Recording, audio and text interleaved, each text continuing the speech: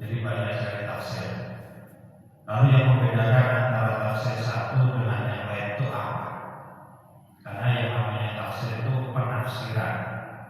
Terkadang tafsir Syekh ini cenderung pada penafsirannya begini dan seterusnya. Itu tergantung dari disiplin ilmu dari mufassir itu sendiri. Dan ada juga yang sangat populer di kalangan pesantren itu biasanya tafsir Jalalain. Namun untuk kali ini kita sama-sama saja mengkaji saja. Yang pertama adalah surat Al-Fatihah. Surat Al-Fatihah adalah surat yang pertama dalam urutan dalam pembukuan. Kalau surat yang pertama yang Allah turunkan kepada Nabi Muhammad adalah surat Al-Alaq, kita semuanya sudah tahu 1-5. Itu adalah surat yang pertama yang diturunkan. Namun kalau surat yang pertama yang Allah turunkan kepada Nabi Muhammad yang secara komplit yang pertama kalinya adalah surat Al-Fatihah. Jadi surat yang pertama adalah surat Al-Alaq, Iqra bismi rabbikal ladzi khalaq. Tapi surat yang komplit secara utuh diturunkan itu yang pertama adalah surat Al-Fatihah. Disebut surat Al-Fatihah adalah surat pembuka.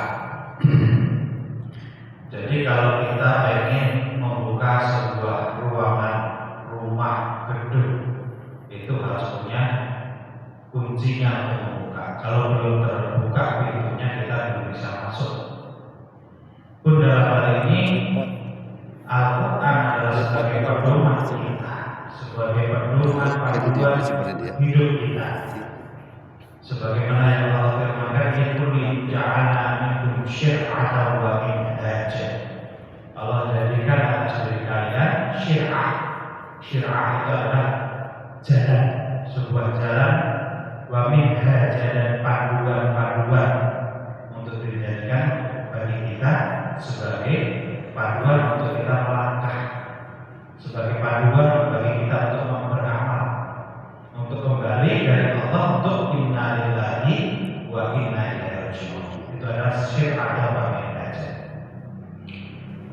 Lalu sebelum kita memahami hal-hal yang lainnya, kita harus bisa memahami dulu tentang bagaimana cara membukanya. Allah Subhanahu wa taala menurunkan kitab itu 104 kitab. 104 kitab yang Allah turunkan kepada para rasul, para rasul. 104 kitab ini saripatinya ada di 4 kitab utama, 4 kitab induk yang utama, yaitu kitab Taurat, kitab Injil, kitab Zabur, dan Al-Quran. Kitab-kitab Zabur adalah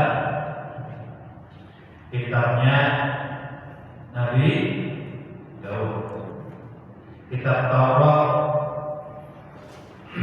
adalah kitabnya Nabi Musa. Dan kitab Injil adalah kitabnya Nabi Isa alaihissalam. Dari ketiga kitab ini